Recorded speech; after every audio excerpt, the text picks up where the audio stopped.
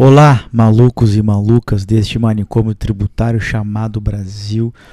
Último final de semana do ano, gravando aqui mais um sábado de luxo na Faria Lima, recebendo amigos por quem eu tenho admirações inegociáveis. E hoje eu consegui tirar do seu lar o meu amigo Fernando Neves, que veio aqui bater um papo comigo e com certeza compartilhar conhecimento, compartilhar inspiração de trajetória. Fernando, que alegria ter você aqui comigo, seja muito bem-vindo.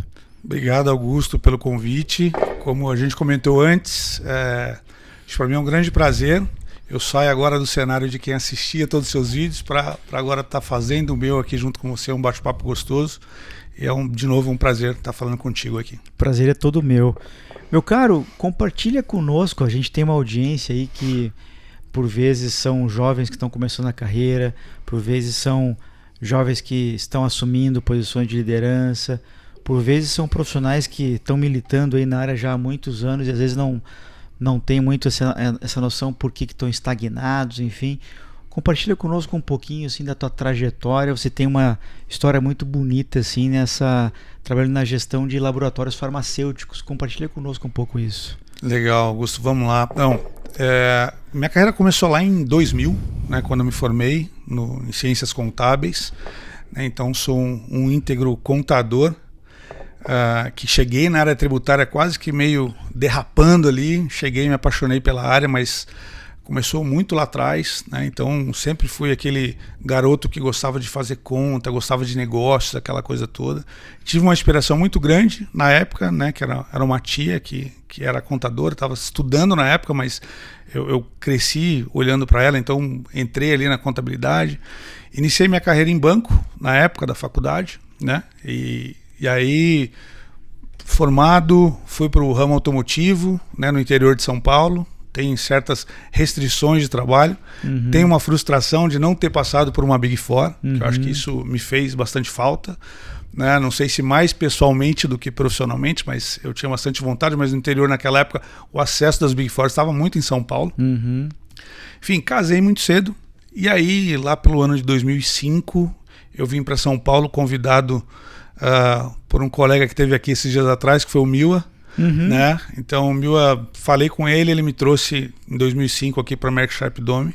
Foi quando eu entrei nesse mundo farmacêutico, né? Cheguei como gerente já na gestão, né? Trabalhei antes em São José, passei por Gravataí, na General Motors, Fiat lá em Betim. Então eu rodei um pouquinho automotivo no início de carreira, né? Ainda estava naquela transição de fiscal, contabilidade, aquela coisa toda, mas aí sim, na indústria farmacêutica, sempre para o lado tributário, sempre para o lado fiscal, então peguei bastante transformação. E aí, em 2005, na Merck, consegui, aí fiz alguns trabalhos fora do Brasil, né? Fiquei um tempo no Chile, fazendo trabalho de P2P, consolidação contábil, aquela coisa toda. E aí migrei um pouco aí de indústria farmacêutica multinacional, né, como a Merck. Passei pela AstraZeneca, também multinacional. Depois fui para o Axê, né, uma indústria nacional gigantesca, né, que trouxe bastante coisa boa para minha carreira. É engraçado que você sai de uma multinacional com questões muito peculiares, né?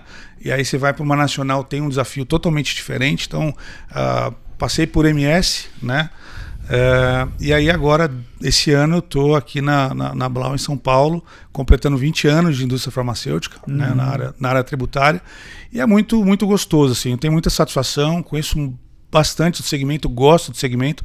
Eu acho que é uma coisa que a gente precisa, além do nosso técnico, do dia a dia, dos desafios que a gente tem, é ter paixão pelo que a gente está entregando, né? Quer dizer, você trabalha num segmento que te traz recompensas. Então, acho que eu me encontrei no segmento farmacêutico, né?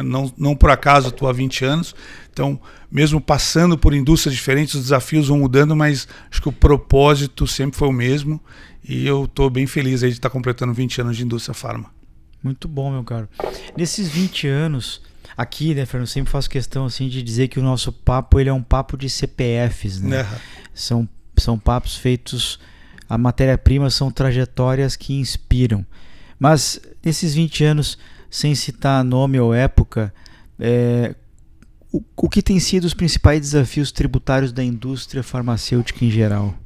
Olha, Augusto, acho que os desafios que a gente tem na área tributária, acho que todo segmento tem as suas particularidades, né? A gente está numa área que ela nos desafia todo o tempo, né? Por mudanças legais e, enfim, a gente está falando aí de reforma. Então, quer dizer, a gente dorme hoje e acorda amanhã com coisas novas aparecendo. Né? Mas quando a gente fala do segmento, a gente tem uma dinâmica muito peculiar, porque a gente tem, além das questões tributárias, um ambiente muito regulado.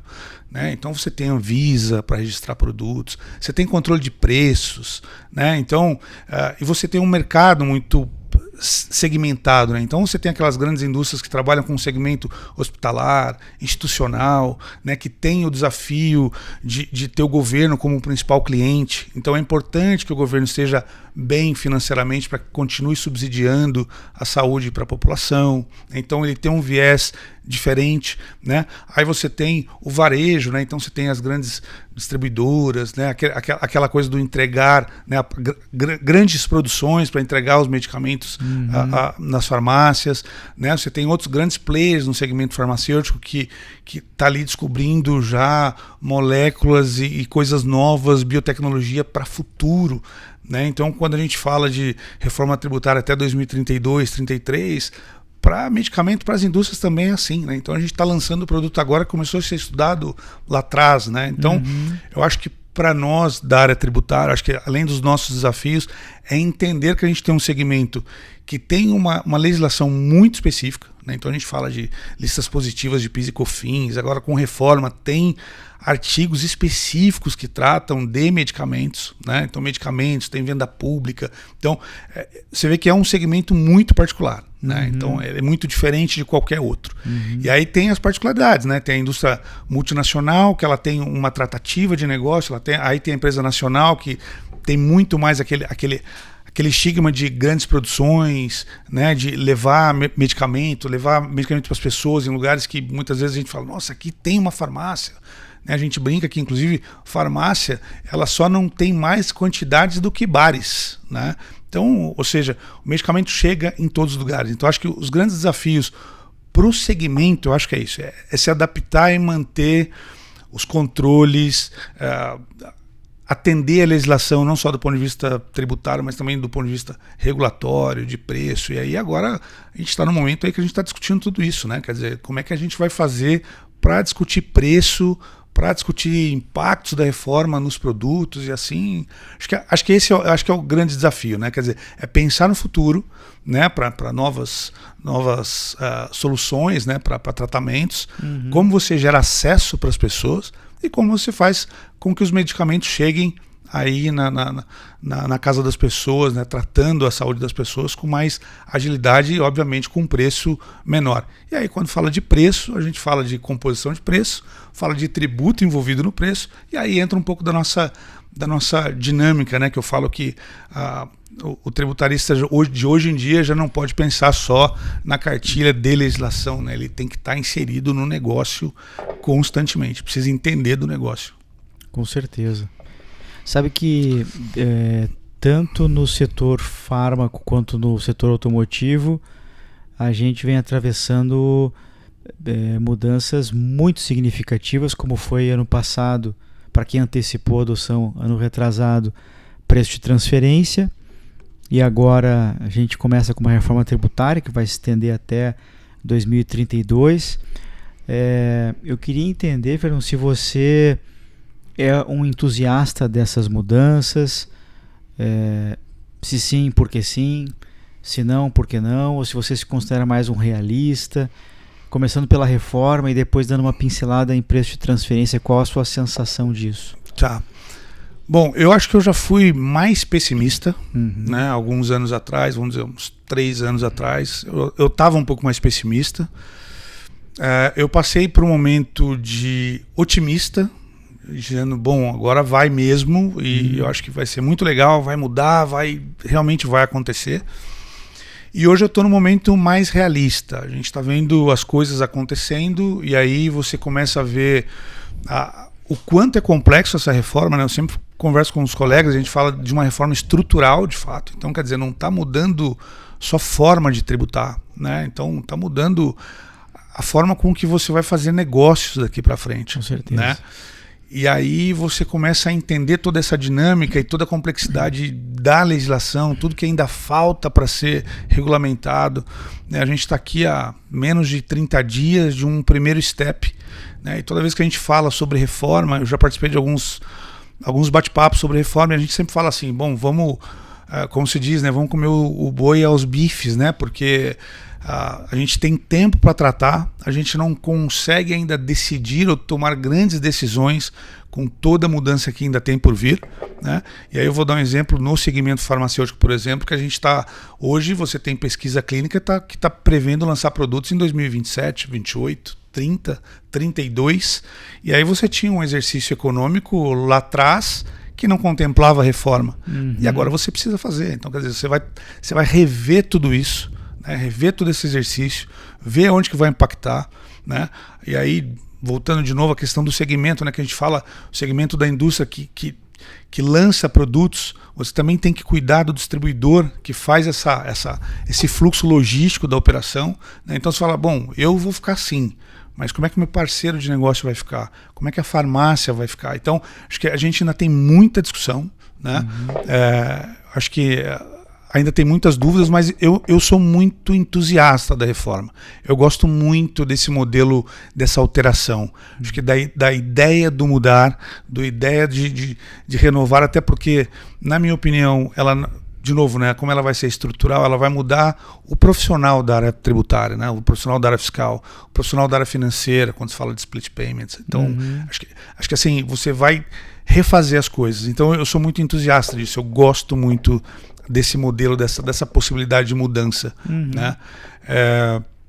E aí quando a gente fala de preço de transferência, eu discutia bastante preço de transferência quando eu estava nas multinacionais, né? Agora menos, eu acho que cheguei a trabalhar bastante com esse cuidado do preço de transferência, olhar os baskets do país, como é que a gente ia fazer tudo isso, mas agora mudou, né? Tá, assim, o meu envolvimento é um pouco menor, mas desde o começo, desde as primeiras alterações do preço de transferência, eu já acreditava num modelo mais, globalmente falando, de algo mais padronizado para todos os mercados. Né? Quando se fala que o preço de transferência está aderindo ao modelo de OCDE, que você está pegando regras muito parecidas com o que o mundo está fazendo, acho que isso facilita muito. Acho que tem um primeiro chute no degrau, né? Aquela, putz, mas vai mudar, vai ficar mais difícil. E de fato a percepção, principalmente para quem está numa nacional que tem um envolvimento menor com o preço de transferência, mas ainda assim tem, porque você compra de paraíso, você tem que analisar serviços, né? Então acho que tem muita coisa para se discutir, então todo mundo vai ter que rediscutir o modelo, né? Pensar em todos os efeitos que o preço de transferência vai causar, mas eu também acho isso bastante benéfico quando a gente fala que estou padronizando a forma de fazer. Acho que isso, apesar de eu não estar numa grande multinacional, né, eu estou numa nacional que tem interações com o mercado internacional, mas eu vejo a vantagem e a melhoria do processo de preço de transferência. Acho que a gente vai sofrer, como eu acho que qualquer grande mudança a gente sofre um pouquinho. Eu brinco que a gente tem o hábito de falar que eu quero mudança, mas eu também não quero dificuldade para mudar, né? Então, acho que esse sofrimento, acho que ele é necessário, mas eu acho importante a mudança para essa padronização, pelo menos. Sim. Eu me sinto, já falei isso algumas vezes, me sinto como se eu fosse tomar uma injeção e só escolho o braço, né? Eu vou ser do jeito esquerdo, mas vou tomar do mesmo jeito, né? Exato, é isso aí. É isso aí. Tem algumas coisas que são inevitáveis, né? A própria reforma é isso, né? A gente, para quem acompanhou lá atrás, né? O Balé Rossi falando, sim, né? Então, aí o pessoal fala, não, realmente precisa reformular tudo. E agora vai fazer, e aí você fala, bom, mas está difícil assim, né? Então adapta, será se prorroga, né? Sim. E aí a gente percebeu que não é só a reforma que vai chegar, né? Então a gente vem acompanhando nos últimos anos, você teve estados que aumentou a alíquota de ICMS, aí você vem faltando 3 meses para entrar, São Paulo revoga ST, falando de medicamentos, né? Obviamente. Então, quer dizer, não vai ter mais ST a partir de janeiro, aí você vê estados que estão mudando a regra em novembro para poder mudar em janeiro. Então, você vê que os movimentos que são feitos, obviamente pensando numa reforma tributária, isso vai ser sempre benéfico. No meu ponto de vista, acho que quando você começa a canalizar, eu não sou tão realista ou tão otimista quando eu vejo uma simplificação no primeiro momento. Eu acho que a gente vai sofrer bastante ainda nos próximos anos. Acho que eu não vejo uma simplificação num primeiro momento, né? Inclusive eu discuto muito essa questão de estrutura de times, né? Quer dizer, e falo muito isso para minha equipe, né? O que você vai ser? Você vai ser o velha guarda dos tributos ou você já vai ser quem vai falar de CBS e IBS a partir de 2032? Né? E aí quando a gente fala de estrutura de time, a gente pensa nisso, quer dizer, que profissional que eu quero. Porque até isso vai mudar. Né? Então eu acho que a gente vai passar por um vale um pouco mais doloroso, mas eu acredito que lá em 2033, 35, quando eu já tiver um pouco mais careca do que eu estou hoje, acho que a gente já vai estar numa fase melhor. Eu acredito num momento bom também com essas mudanças todas. Eu tenho discutido, participado de vários eventos aí, e em cima do que você falou, tem algumas perspectivas que eu venho observando, debatendo, estudando, que é... Primeiro ponto, né? Não há registro de país no mundo que tenha passado por reforma sem que seu contencioso tenha aumentado. E a gente não está falando aqui sobre simplificação. A gente está falando sobre a adoção de uma nova regra que faz com que você tenha que adaptar, vai errar, está aprendendo. Então, assim, o que quer dizer o seguinte: a partir de 2032, o Brasil tende a ter, pelo menos durante um período, que pode variar 3 anos, 5 anos, depende do país, né? Se observa 3 anos, 5 anos, 7 anos, um aumento contencioso. Segunda questão a partir de então, você poderia sim experimentar os efeitos de uma simplificação, né? Então, quando a gente pega a perspectiva de 33 mais 5, nós estamos falando de 38 ali, né? E que, para dizer o mínimo, nós dois aqui vamos estar ou aposentado ou rumo à aposentadoria. Exatamente. Né? Eu costumo brincar que quem quiser falar comigo nessa época aí, pode me procurar na praia, vou estar de Crocs lá, entendeu? De bermuda, tomando uma caipirinha. Tem e um outro ponto, quer dizer, que vem na esteira do preço de transferência preço de transferência é o assunto mais autuado do mundo tributário, né? Então, 80% do contencioso tributário no mundo é preço de transferência, que o Brasil está começando a adotar agora, 23, 24, as autuações para esse novo guideline vão começar a aparecer a partir de 29, ou seja, vai coincidir mais ou menos uma crise das autuações de preço de transferência com a adoção de preço de transferência, com a crise de reforma tributária, né, o aprendizado, com preço de transferência. Ou seja, tudo indica, né, que ali por volta de 35, entre 35 e 40, a gente tem uma explosão, né, de contencioso tributário no Brasil. E a partir dali, sim, poderia ter alguma redução, poderia ter um aprendizado, inclusive, do fisco brasileiro através de um direito comparado com o fisco global para não inventar a roda, né? Existe uma série de regulamentações de preço de transferência que não saíram ainda e que a gente tem dúvida, né? Como aplicar para um APA, como está a questão da R-fonte. Então tem uma série de situações que ou o fisco regulamenta ou a gente vai debater, né? Então, na área tributária existe uma nuvem aí bem grande, né?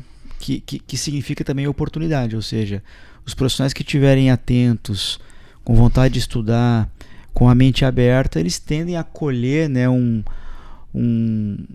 dividendo, por assim dizer, lá na frente, porque eles vão ser muito importantes para dar para a empresa mais conhecimento, para fazer uma boa gestão de riscos, para poder tranquilizar um board, né? Faz sentido isso, né? Não, faz todo sentido. E aí, quando você fala em contencioso, né, a gente não pode esquecer que o nosso contencioso ele é quase que algo numa incubadora, né? Você entra hoje, mas você vai esperar anos e anos para a coisa ser julgada, né? Então, quer dizer, e eu acho que quanto mais o tempo vai passando, acho que mais ajustes vão acontecendo, maior talvez o risco e a oportunidade que a gente vai ter. Né? Então, acho que você tem toda razão nesse ponto, que eu acho que em algum momento, tanto reforma quanto preço de transferência, a gente vai ter um aquecimento aí de discussões, né? E aí a minha preocupação é sempre a própria lentidão da coisa julgada, né? Então, acho que você vai ficar ainda bastante tempo tratando temas ou tendo que acompanhar temas que começaram lá em 2027, 2028. Sim. Você vai estar lá em 35 discutindo isso ainda, né? Então, esse ponto de fato é algo que preocupa, mas também eu vejo bastante oportunidades. Assim, a gente, acho que cada caso que aparece, a gente em grupos de WhatsApp, às vezes você perder 2 ou 3 horas, daqui a pouco tem 150 mensagens, e às vezes para você acompanhar tudo aquilo, você fala, gente, aonde que a gente vai parar? Né? Então, mas eu acho que tudo isso são oportunidades. Acho que nada assim, só fica parado se você quer. Né? Então acho que são temas que envolvem todas as companhias, né, Augusto? Assim, não é uma particularidade do Augusto que está numa multi ou que está numa automotiva, ou o Fernando que está no farma. Não, vai afetar todo mundo, né? Quanto mais os mercados se aproximam, acho que mais a tendência de discussões de preço de transferência, de discussões de relações. A gente estava discutindo semana passada temas de imposto de renda, de acordos, né, de bitributação. Então você fala, caramba, tem acordos que são feitos há muitos anos que podem ser revistos. Então, quer dizer, você precisa ter um arquivinho ali que você fala, deixa eu puxar esse tema, deixa eu estudar. Então, acho que é uma oportunidade gigantesca. A gente vai passar por um período bastante turbulento de informações, né? Vai ser uma tempestade de informações que a gente vai ter que estudar e mesmo acompanhar. Você tem toda a razão. Com certeza. E tem uma mudança de mentalidade também, porque o que acontece? Você pega ali a tese do século, né? Pega uma empresa que tenha tido um trânsito em julgado 2020, por exemplo, em tese, essa empresa pode ter capturado créditos lá desde 2002 ou 2003 ou alguma coisa assim, e aí ela contabilizou em 2020, e aí ela pode utilizar esse crédito até 2025, e ela pode ser autuada até 2030, e se for autuada, ela vai discutir isso no CARF e depois no judiciário. Nós estamos falando de 2050, 60. Né? Eu quando vejo essa perspectiva, né, esse timeline hipotético aqui da minha imaginação, eu me sinto um pouco como eu era quando era criança, acordado de manhã cedo para assistir A Caverna do Dragão. Você lembra daquele desenho? Lembro. E eu te confesso que eu todo dia acordava, dava no balão mágico, eu acho, e eu ficava pensando, hoje eles vão sair de lá, né? Aí aparecia lá o mestre dos magos, enfim, eles ficavam. Ou seja, a gente tem a esperança que esse contencioso um dia reduza tudo, mas não tenho tanta certeza se a gente vai ver isso, né, Fernando? Exato. E você me lembrou um período muito engraçado, acho que uns 7 anos atrás, o meu filho mais velho tinha acabado de passar na faculdade e foi fazer contábeis, né? E aí um coleguinha dele do condomínio falou assim, tio, nossa, eu fiquei feliz que o Gustavo passou, enfim, na faculdade, só que ele vai fazer ciências contábeis. Me disseram que essa profissão vai acabar. Sim. Aí eu falei, não vai acabar não, olha aí, o tio tá aqui ainda, tal. E aí, assim, meu filho já se formou, passaram os 4 anos de faculdade, já tá 3 de carreira, e agora a gente chega com reforma tributária, com preço de transferência, com tantos temas. Sim. Aí por vir, ou seja, você já está brincando aí que quando isso tudo começar a normalizar, talvez você já esteja na praia de Crocs tomando caipirinha. Quer dizer, olha como é que a coisa não para, né? Então, assim, você falou dos desenhos lá de trás, como se todo dia uma coisa nova, e acho que são os desafios que ainda tem por vir, que acho que a gente vai ter bastante trabalho ainda pela frente. Com certeza. Fernando, quando você pega essa perspectiva do seu filho e você olha pelo retrovisor, mais ou menos como eu olhei ao escrever o Cartas, vem na sua cabeça alguma coisa que você gostaria de ter aprendido antes?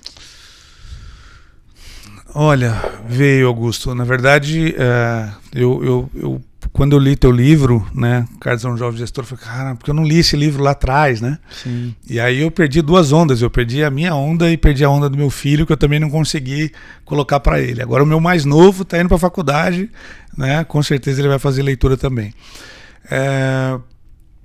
Eu acho que no início da minha carreira, acho que talvez por ser lá do interior, uma cidade menor, eu nunca tive grandes perspectivas. Eu brinco em casa assim, falo muito com a minha esposa isso, falo assim, eu nunca me achei inteligente, eu sempre fui aquele cara dele da média, se a média era 5, eu tirava 6,5, eu tava vibrando porque era uma coisa fora do normal, né? Uhum. Só que eu sempre fui muito dedicado, Augusto, assim, eu sempre tive muita vontade, então eu tentava acordar mais cedo que todo mundo. Se eu tivesse que estudar até de madrugada, eu estudava até de madrugada. Então eu falo assim, eu preciso compensar essa coisa que eu achava que eu não tinha essa inteligência toda, né? Não era dos meninos mais inteligentes, mas eu falei, bom, eu preciso dar um jeito nisso, né? Uhum. Então eu acho que uma das coisas que eu gostaria de ter aprendido aí, falando já como profissional, eu acho que foi ter me lançado mais do interior para a capital, para ter passado por uma empresa de auditoria, por uma Big Four. Então isso profissionalmente. O que eu gostaria de ter aprendido antes, pessoalmente, né, de intelecto, foi não ter feito inglês antes, entender que o inglês, achava que não, só se eu for para fora que eu vou usar. Então demorei muito para isso. Então eu brinco com os meus filhos hoje, falo, cara, você dá um jeito de fazer isso antes de qualquer coisa.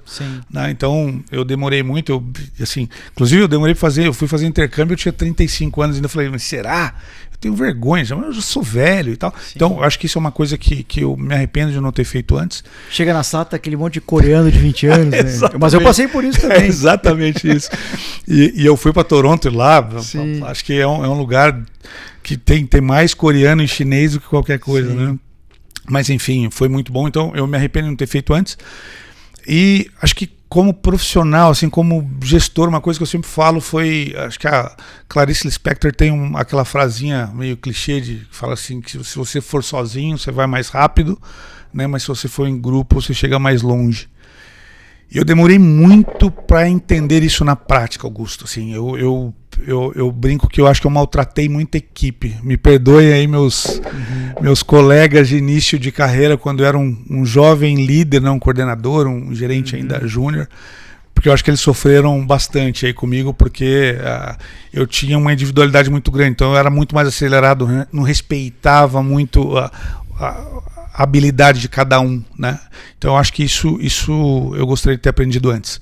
Gostaria de ter lido seus livros antes, que eu acho que eu estaria mais preparado. Mas como qualquer jovem, a gente comete os nossos erros, seja como gestão ou como profissional, né? Mas você acha que você exigia muito porque você se exigia, portanto, eu exijo aquilo que eu exijo de mim, ou você exigia porque, poxa, eu caí naquela armadilha do ego, da vaidade?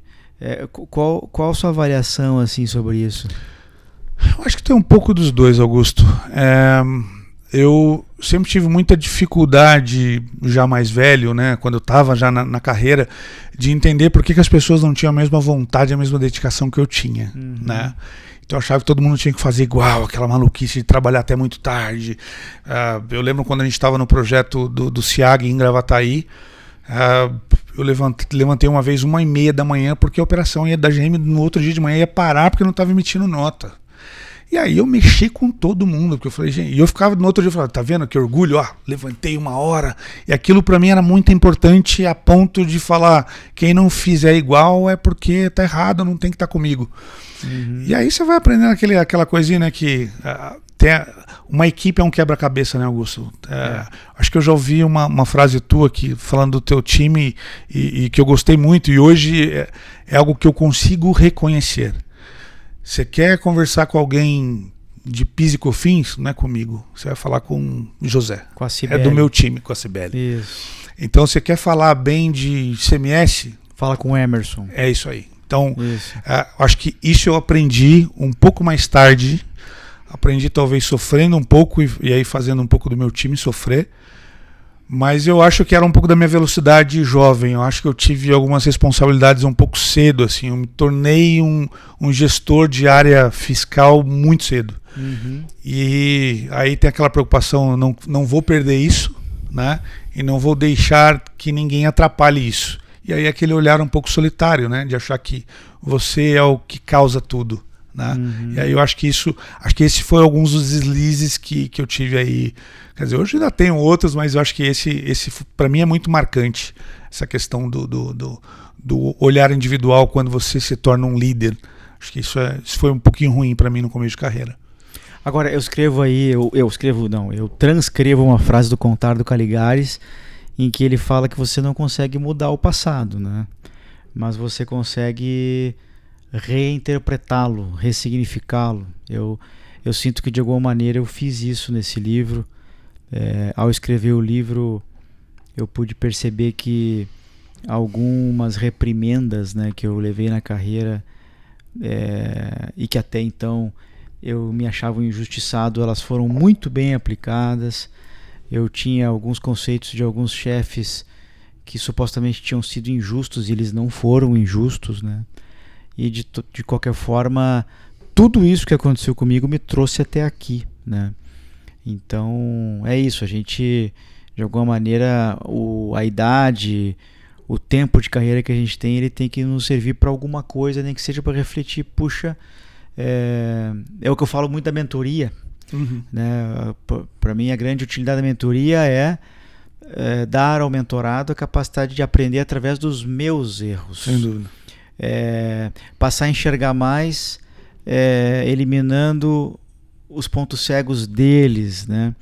Então, quando você contrata uma mentoria, você tem 10 anos de carreira e você contrata um mentor com 30 anos de carreira, você passa a ter 40 anos de repertório, né? Essa é a mágica que a mentoria gera, né? Então, eu tenho certeza que essas reflexões muito honestas que você faz sobre o passado, elas te servem hoje como combustível para tornar o Fernando cada dia melhor, né?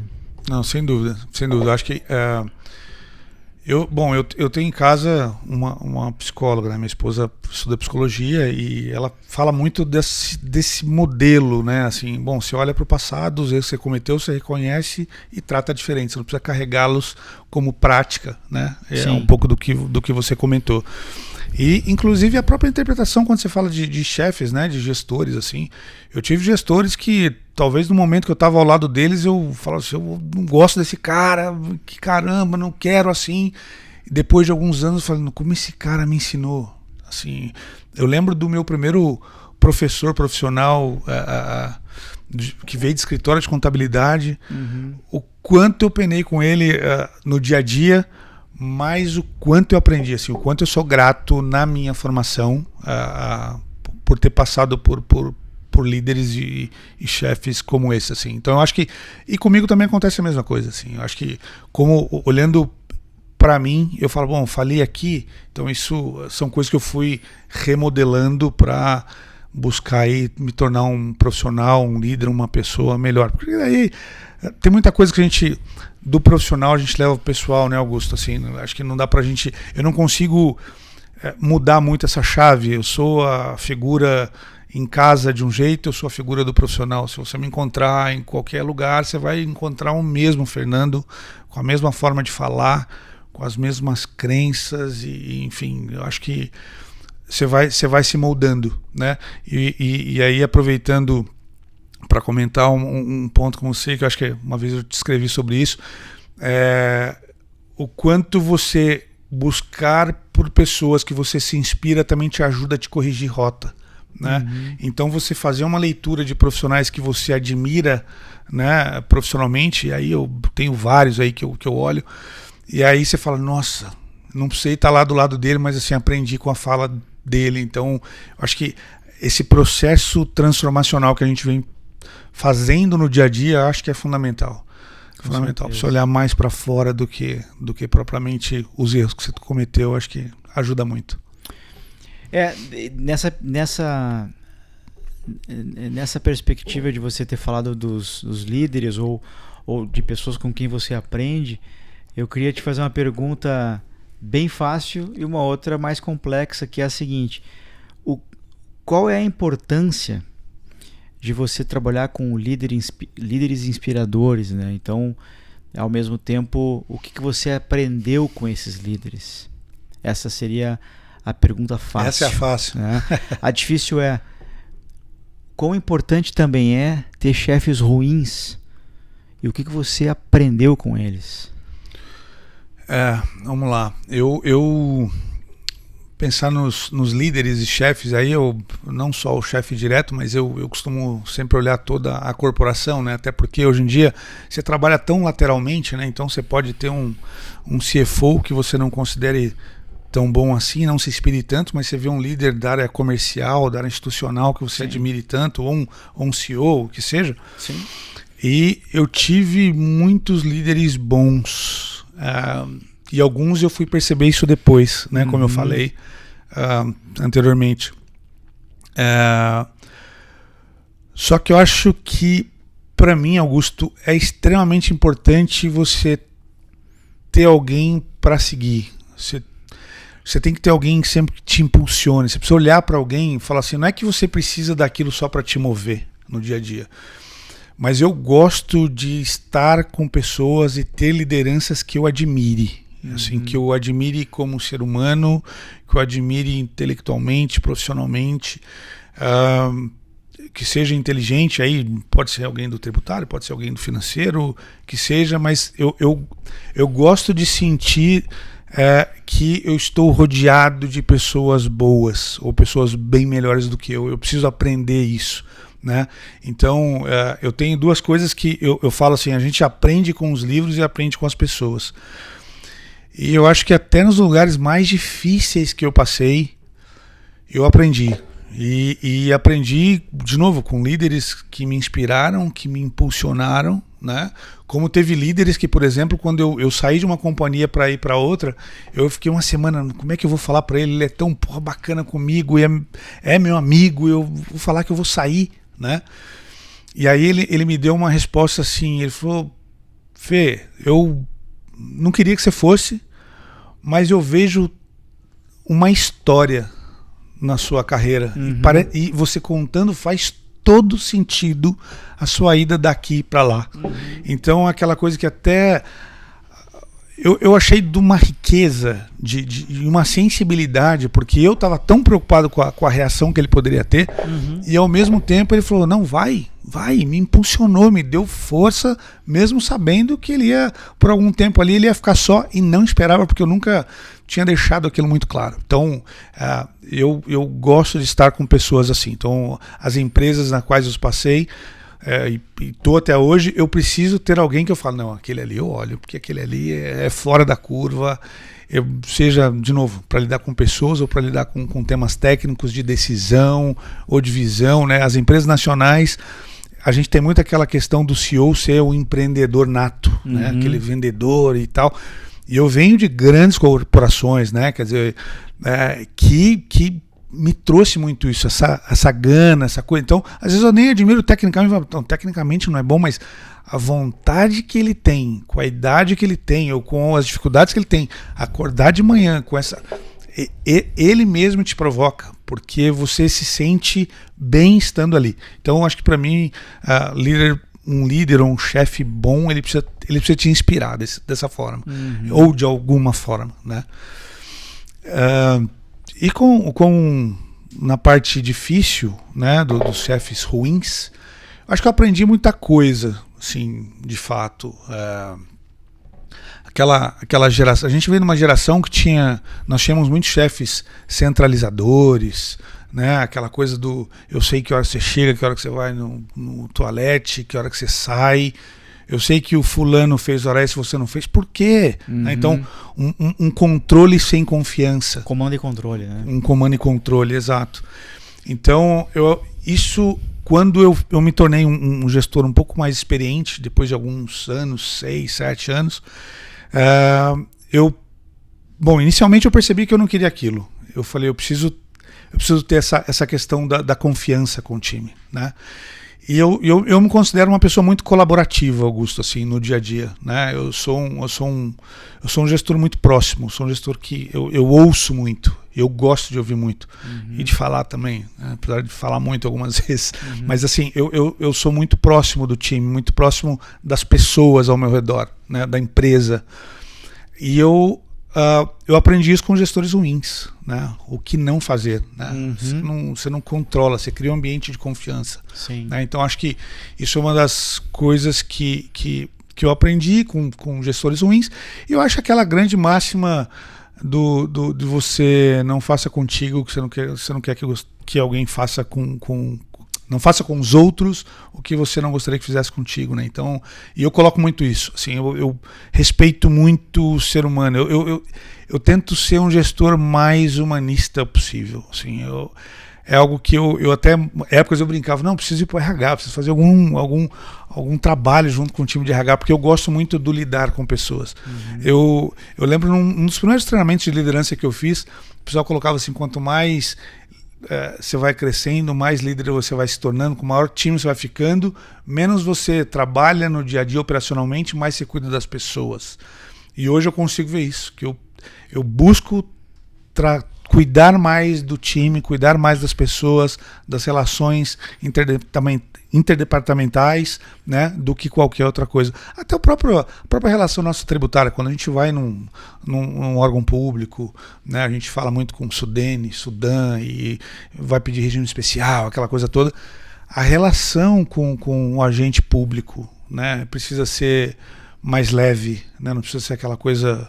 Então eu sempre tento levar mais para o lado humano. E isso eu aprendi com gestores que não eram tão assim. Então acho que isso porque me fez bem, né? Então eu acho que até depois de algum tempo você começa a experimentar um pouco disso, fala, nossa, como me faz melhor. Assim, o dia a dia fica mais leve quando você começa a tratar as pessoas como você gostaria de ser tratado sempre. Acho que isso é meio que um mantra para mim, assim. E a gente precisa tratar isso como mantra mesmo, porque a gente veio de uma geração de liderados ali no meados dos anos 90, em que muitas vezes um chefe que teve chefes amargos compensavam tudo na gente, né? Agora eu cheguei, agora eu tenho a minha mesa, agora isso, né? E a minha bandeira sempre foi de quebrar essa lógica, né? Eu fui maltratado em alguns momentos da minha carreira, isso criou casca e isso me trouxe até aqui, mas eu não vou reeditar isso, porque eu não acredito nisso, né? Exato. O que eu acredito é pessoas no centro, eu acredito que liderança é entregar através das pessoas, né? Então quando eu falo essa frase, né, que se você quiser discutir tal assunto é com fulano, outro assunto é com Beltrano, e sempre tem essa brincadeira. E você faz o quê? Eu animo e cuido da galera, né? Então eu trago dinheiro, eu negocio, eu contrato consultoria, eu mantenho um ambiente bacana, né? Isso. Então acho que é por aí mesmo, a gente quebrar esse ciclo, né? Exato, sem dúvida. Eu digo que é como se a liderança fosse a locomotiva. Os vagões podem ser todos iguais, só que a depender da sua locomotiva você carrega mais ou menos vagões, né? Então assim, depende muito da pecinha que está ali na frente. Sim. E ela nem sempre é o protagonista, porque o protagonista é quem carrega ali. E eu acho que é um pouco disso, Augusto. Eu acho que é você confiar no time, fazer com que eles produzam, você consolidar informações, você tomar decisão, você levar para um board o que representa aquele time. Eu acho que isso é o nosso papel de fato. E a cultura de confiança, ela é a pedra angular da liderança, porque se você não tem um time que confia uns nos outros, um feedback vai ser mal interpretado. Pessoas dizem, o Fernando estava pegando no meu pé, o Beltrano estava esperando justamente eu cometer um erro, né? Então um ponto que eu sempre falo no time os erros que acontecem na área tributária são de minha responsabilidade. Sem dúvida. E eu não quero perguntar quem foi, eu quero perguntar por que erramos, né? Então isso é muito importante, porque dá para o time, primeiro, a confiança de trabalhar a confiança de arriscar, né? E a confiança de, quando errar, aprender com os erros, né? E acho que é bem importante a gente. Quando você não erra, você não está usando a pista toda. Exatamente. Né? Eu acho que tem um aspecto aí que a gente precisa considerar, né? Exato, essa coisa do erro é engraçado, mas aí até voltando a um ponto que você comentou, que eu acho que essa tratativa que a gente faz, um pouco desse lado mais humano que a gente carrega para o nosso dia a dia, ele influencia muito no feedback também. Então, você pode fazer qualquer treinamento, Augusto, de procedimentos de feedback. Como é que você faz o feedback? Faz assim e tal. Você chama antes e tal. Faz aquela conversa aberta. Como é que você faz uma conversa aberta com quem você não olha no olho todo dia, Augusto? Isso. Você não faz. Então, o problema não é o como fazer o feedback. É o como é o seu comportamento todos os dias antes de sentar com alguém de frente no olho a olho. Exatamente. Então, para mim é um pouco disso. Com toda certeza. Buscar conexão, né? Eu acho muito importante a gente estar toda hora conectado. Por exemplo, eu gosto muito do saudável hábito de almoçar com o time todo dia, ouvir como é que estão, ouvir as histórias, ouvir as conquistas, ouvir histórias de férias, ouvir histórias de perrengues que estão enfrentando por causa de um sistema, né? E aí sim, aí tu tem a credibilidade necessária para, de alguma maneira, criticar, ajudar, elogiar, né? Acho que isso é bem, bem importante. E aí a gente está falando de um dia a dia, né? Você está falando dentro da tua área. Mas aí quando você vai para um platô de ser um diretor de techs, essa relação te ajuda, inclusive, entre áreas. Sim. Né? Assim, o que eu costumo dizer é que você precisa... e aí eu falei com um colega esses dias atrás, eu falei assim, a gente precisa tentar simplificar ao máximo a nossa comunicação com os pares. E aí, assim, quando eu falo simplificar, é não simplificar de... Se você tiver que apresentar qualquer coisa do ponto de vista tributário, apresente um slide. É simples. E a forma com que você comunica, a forma com que se aproxima dele, ela vai ser ditada pelo dia a dia que você tem com aquela área. E essa relação, ela é aberta pelo líder da área. Quer dizer, eu como diretor da área de techs, vai mostrar para as outras áreas como a minha área se relaciona com todo mundo. Sim. Então, isso ajuda muito nessa comunicação. Só fazer uma reunião de diretoria com áreas pares, você precisa entender a dor da logística, você precisa entender a dor comercial, e você precisava, peraí, deixa eu tentar humanizar um pouco. Não, e humanizar não é romantizar o problema. Né? Ter conversas difíceis muitas vezes, mas com um certo tato e um certo cuidado para o bem final, que é você trazer o melhor resultado para a companhia, seja dentro da área tributária, seja dentro de finanças, ou seja da organização como um todo. Então eu acredito muito nisso. Com certeza. Até porque conversas fáceis do tipo, aqui está seu aumento, parabéns, você foi promovido, está aqui teu bônus, todo mundo faz. Exato. Agora, esse trabalho aqui não foi legal, a gente combinou isso, você entregou isso, eu preciso entender a minha parcela de responsabilidade nisso, talvez eu não tenha comunicado bem, talvez você não tenha entendido bem, talvez você tenha sido teimoso, eu preciso entender isso, para a gente não repetir esse processo aqui, mas realmente isso aqui está completamente fora do que a gente pediu, né? Então, esse tipo de conversa a gente tem que ter a capacidade e a responsabilidade de ter, né? É verdade, sem dúvida. Meu caro, e me conta quem é o Fernando que não está no LinkedIn? Nossa, você sabe, Augusto, que eu acho que quando eu assisto seus episódios, eu fico pensando, o que eu responderia nessa pergunta do Augusto. Bom, primeiro que eu acho que eu sou um Fernando muito parecido já do LinkedIn, do dia a dia profissional, com o Fernando fora do LinkedIn. Mas eu sou bastante pacato, eu adoro esportes, então minha esposa às vezes brinca assim que eu tenho quase 50 e acho que eu tenho 20 para ir para academia, acho que eu consigo fazer. Sim. E não consigo mais. Mas eu gosto muito de esporte, assisto muito futebol, fico muito com meus filhos. Agora eu estou quase sendo expulso pelos meus filhos, porque os filhos começam a crescer, começam a falar, pai, não, eu não quero mais brincar com você, né? Então, mas eu sou muito caseiro, eu gosto muito de cozinhar em casa, aproveitar o meu tempo na minha casa. Qual é a sua especialidade na cozinha? Carne. Eu faço carne de tudo quanto é jeito. Assim. Então eu gosto muito. E aí como a gente acaba dividindo, acho que é um momento inclusive de conexão com a minha esposa. Ela faz um pedacinho ali, eu faço um pedacinho cá. E eu acho que é ali que eu relaxo. E é ali que eu brinco que o paraíso é um pouco a minha casa. Assim. Eu sou muito caseiro. Sim. E aí eu acho que tem um ponto da idade que você acaba não puxando tantos horários, você acaba dormindo um pouco mais cedo, né, porque acorda muito cedo. Então eu acho que eu venho um pouco nessa batida. Mas eu sou tranquilo, você vai me encontrar andando de chinelo e bermuda e camiseta num shopping, porque eu falo, mano, eu já me visto a semana inteira fechado e calça e tal. Então eu sou bem, acho que eu trago aquele jeitão caipira do interior quando eu tô fora do LinkedIn, vamos dizer assim. Quando você fala do interior, de qual cidade você é? Sou de São José dos Campos. São José dos Campos. Entendi. Que não é tão interior assim mais, né? Mas ainda considero interior. Muito bom. Sabe que essa semana que vem agora nós vamos ter uma celebração aí na casa de um colega e eu fiquei de levar a sobremesa. Tu tá falando da culinária, que tu é bom e fazer carne, eu também sou. Eu faço churrasco aí praticamente todo final de semana. Mas eu aprendi a fazer um sorvete, Fernando. Momento culinária, tá?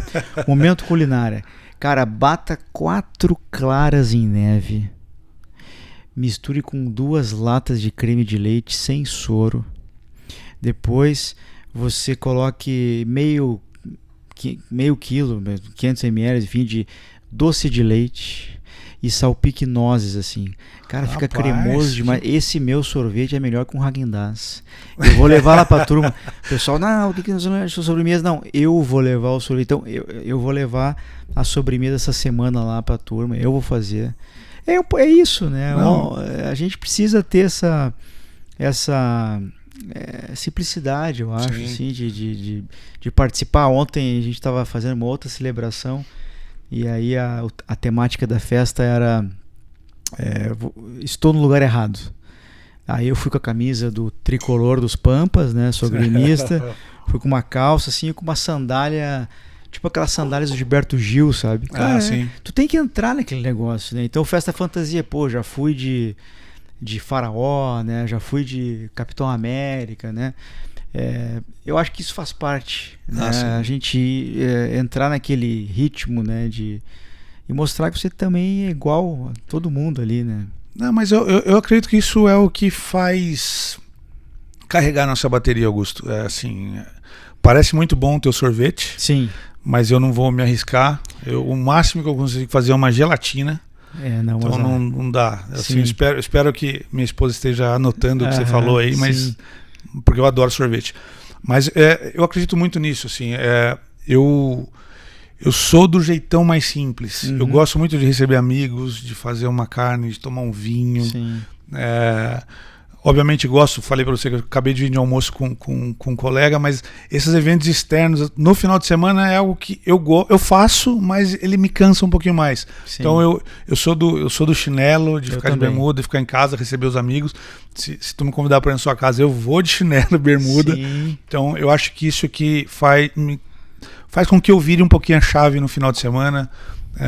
Curta com o pessoal, acho que eu volto um pouquinho no tempo, dou aquela relaxada. Eu gosto muito de assistir TV, ainda sou um típico noveleiro, né? Então gosto de ficar vendo ali uns flashzinhos de novela, aquela coisa toda. Tu acertou quem é que matou o Death Reutemann? Não, errei. Eu também errei. Eu acho que eu errei as 2 vezes, quando eu era criança que tem a primeira, e errei agora. Eu apostava no Eugênio, sabe? E eu acabei ficando frustrado com aquilo, né? Não, eu errei, de novo eu errei. Então, sim. Mas eu gosto desses momentos assim. Muito bom. Final de semana. Meu caro, falando de novela, eu queria te perguntar pitacos corporativos, pitacos culturais, melhor dizendo. Os pitacos culturais, você pode trazer aí uma sugestão sua de um livro, ou de um filme, ou de uma série, ou de um podcast, ou de um passeio que você tenha feito, num museu, enfim, uma viagem também. É um pitaco cultural, fica à vontade. Bacana. Novela também? Não, novela também. Novela. Vamos lá. Eu sou um pouco eu não inovo tanto nessa parte de pitaco, mas o que eu gosto, como eu falei que eu gosto de TV, eu gosto de assistir muito aqueles TED Talk, de ficar vendo aquelas coisas, cara, assuntos aleatórios, alguns corporativos, tem muita informação boa.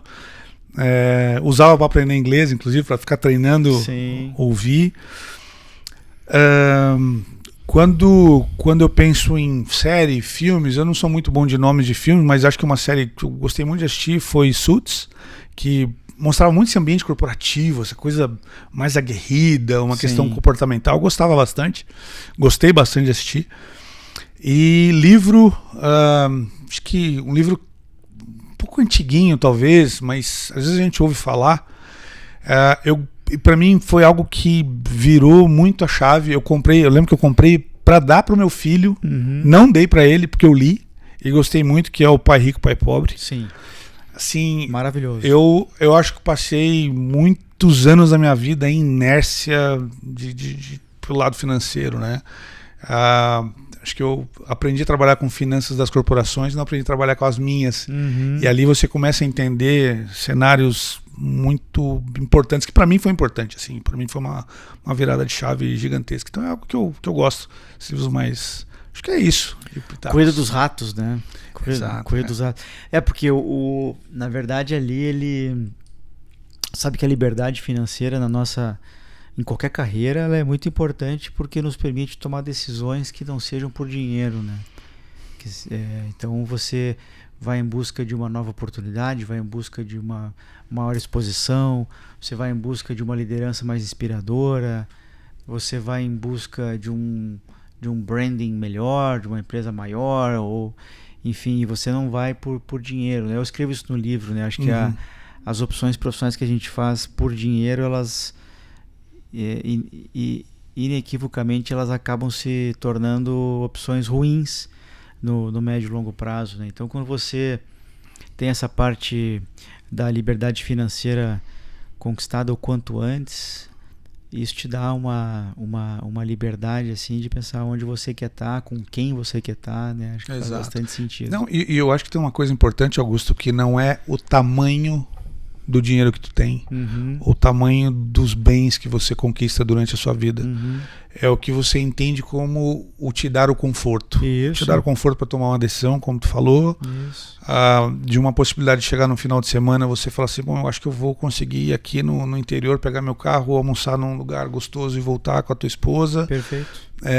Você planeja, quando você tem filhos, você planeja o início de vida deles melhor do que você fez. E aí eu fazia muito essa relação, porque num dado momento lá no passado eu falava, bom, eu não vou porque daqui onde eu tô já tá bom, já cheguei aqui, né? Então eu acho que você quebra um pouco esse paradigma. Então ele te ajuda inclusive a dar os seus valores para coisas que todo mundo dá um valor diferente. Então eu acho que é o que a gente tá falando do chinelo, né? Assim, o chinelo é barato, mas o problema não é o chinelo, é onde você está, como você está. Então acho que e o livro ele também fala um pouco disso, do comportamento, né? De como você lida com tudo isso. Então para mim foi assim, é um livrozinho de cabeceira, que às vezes quando eu me sinto meio perdidinho ali, dá uma lida, que alguns capítulos que são muito bons. Tem um livro que você vai gostar, se você gostou desse, você vai gostar, que é o do Felipe Miranda, da Empíricos. Ele escreveu um livro, agora me fugiu o nome do livro dele, mas é um livro sobre finanças pessoais maravilhoso. Eu vou procurar aqui e vai ser o meu pitaco antes dos recados finais. É um livro maravilhoso sobre que ele escreveu meio que para o filho, inclusive. Deixa eu ver aqui. Me fugiu o nome dele, mas tá aqui, ó, O Filho Rico. Ele já tinha o Princípios do Estrategista, que é muito bom, tá? Mas O Filho Rico, 11 lições para riqueza e sucesso. Mas não é riqueza no sentido, é mais assim da liberdade, né? É um livro maravilhoso, assim. Eu li e fiz questão de deixar na mesa de cabeceira do meu filho para que ele também pudesse ler, achei bem, bem importante ele ter essa oportunidade de ler. Muito legal. Não, isso é bom, assim, o hábito de ler eu venho, acho que, me dedicando mais nos últimos anos, né, assim, eu cheguei a começar a ler enquanto eu treinava, eu estava ali fazendo a bicicleta, ficava folheando. Você vai para uma piscina que você não entra para nadar, você fica ali na beirinha lendo, então a gente fica em voos o tempo todo. Eu fico sempre com um livro dentro da mochila, porque você vai pegar um voo, às vezes não funciona. Eu tinha o meu fone para ficar assistindo uns filminhos do voo, mas assim, eu levava o livro, dava uma lida. Antes eu tinha aquela coisa não, preciso ler inteiro. Não, cara, você lê um capítulo. O próprio Cartas a um Jovem, né? Sim. Não é nem bacana você ler inteiro, lê um capítulo. Aí você começa a imaginar o que está acontecendo. Então, acho que a leitura... o hábito da leitura é muito bom, né? Você precisa... Te tira um pouco do centro, se relaxa, te dá um sono à noite, você consegue relaxar. É muito bom. Sensacional. Muito bom, meu caro. Prazerzaço te receber aqui. Eu tenho umas mensagens aqui de final de episódio, mas queria mais uma vez te agradecer, te tirar de casa num sábado para vir aqui bater papo comigo. Para mim me deixou muito feliz, satisfação de conhecer agora pessoalmente. A gente já trocou algumas ideias por mensagem, tivemos a oportunidade de falar também pelo Teams, né? E estar contigo pessoalmente para mim foi uma grande alegria. Obrigado. Eu que agradeço, Augusto, de novo. Vou ser redundante, eu sou um assíduo do Manicômio Tributário, assisto sempre, né? Seus livros, te acompanho, enfim, nos eventos que a gente tem por aí. Sempre tento ali bater um papo contigo. Foi assim, muito enriquecedor. E de novo, como eu falei da primeira vez, não foi o Augusto profissional, foi o Augusto ser humano que eu conheci. Então, para mim é uma honra muito grande estar aqui, é um prazerzaço. Falei para todo mundo que eu ia vir aqui. Muito bom. E aí eu, assim, fico sempre à sua disposição. Espero que tenha agregado aí para a turma que vai assistir. E obrigado mais uma vez. Muito bom, excelente. Obrigado você. E você tem agora a responsabilidade, já que viu que eu consegui tirar o Fernando de casa para vir aqui entregar conteúdo de qualidade. O mínimo que você poderia fazer é curtir esse episódio, habilitar as notificações, ir lá no meu Instagram, Augusto Flores Oficial, prestigiar o trabalho que eu faço aqui de maneira altruísta. Eu entrego toda semana para você um conteúdo gratuito, reunindo amigos ao redor de uma mesa para a gente falar de gestão, falar de carreira, falar de liderança, falar de comunicação, falar de livros, de filmes. Você também me acha no meu site augustoflores.com.br ou no mtxeduca.com.br. Augusto, eu quero te criticar, eu achei esse episódio isso e aquilo, eu quero te dar sugestão. Claro, manda um WhatsApp para mim, 41 99569 38 41. Como é que funciona a mentoria, Augusto? Manda uma mensagem lá no meu WhatsApp, vou ter um prazer te atender, te explicar como é que é a minha metodologia. Temos mentoria individual, mentoria coletiva, programa de mentoria coletiva presencial. Conta comigo. Os meus livros você encontra na Amazon, encontra também no site da editora Viseu, tanto o Manicômio Tributário Reflexões de um Sobrevivente, quanto Cartas a um Jovem Gestor Tributário Reflexões de Carreira. Isso aqui só acontece porque alguém acredita nesse trabalho. E eu queria agradecer a Bravo. Bravo está comigo já há quase 3 anos apoiando esse podcast. A Bravo é uma tech com mais de 10 anos de atuação, com mais de 15 mil CNPJs atendidos e que faz essa mágica aqui acontecer. Tem uma landing page que ou está aqui, nem sempre eu acerto.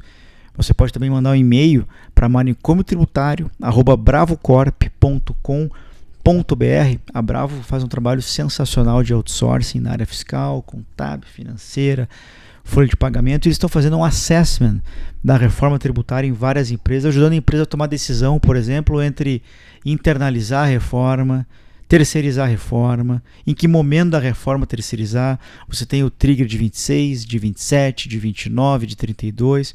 A Bravo consegue te ajudar nisso aí. E um agradecimento também muito especial à Ávula, registro de marca, todas as minhas marcas, Manicômio Tributário, Augusto Flores, MTX Mastermind, tudo isso eu registrei com a Ávula, né? Manda um e-mail lá para o Marcelo, marcas@avula.com.br. Era isso. Muito obrigado.